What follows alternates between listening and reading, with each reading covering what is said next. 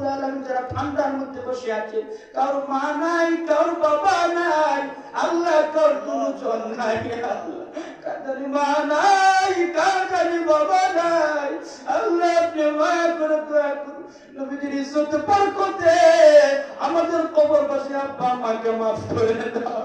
আল্লাহ তোর মা নাই, এতিম বাবা নাই, আল্লাহ আমাদের আব্বা আম্মাকে মাফ করে দাও।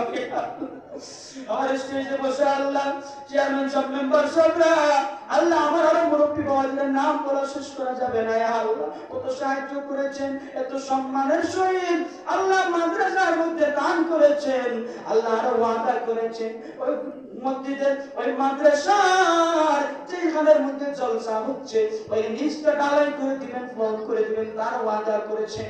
আল্লাহ তামামের ওয়াদা দান করেন কি আপনি মাওলা কবুল আর মঞ্জুর করুন। ইয়া আল্লাহ নবীর উম্মত জিন্দা মুর্দা তামামকে আপনি মাওলা মাফ করে দাও। ইয়া আল্লাহ আমাদের আলে আল পরিবার পরিজন ভাইরা আত্মীয় স্বজন ভাই ভাতিজা বাকি সবাইকে আপনি মাওলা মাফ করে দাও।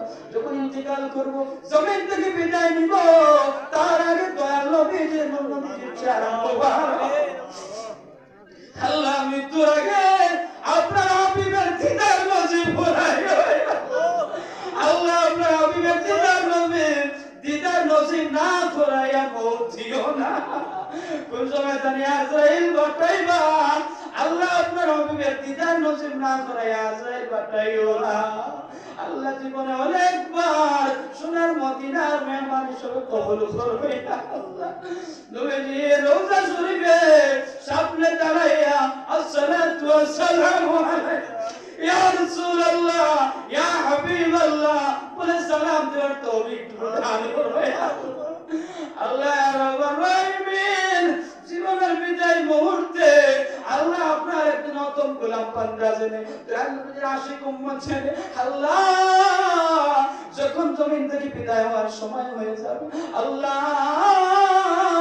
আমাদের জবান দিয়ে আপনি রব্বুল আলামিন আখরি কালাম জারি করিয়ে দিও লা ইলাহা ইল্লাল্লাহু মুহাম্মাদুর রাসূলুল্লাহ সাল্লাল্লাহু আলাইহি ওয়া সাল্লাম ওয়া রাহমাতুল্লাহি ওয়া বারাকাতুহু।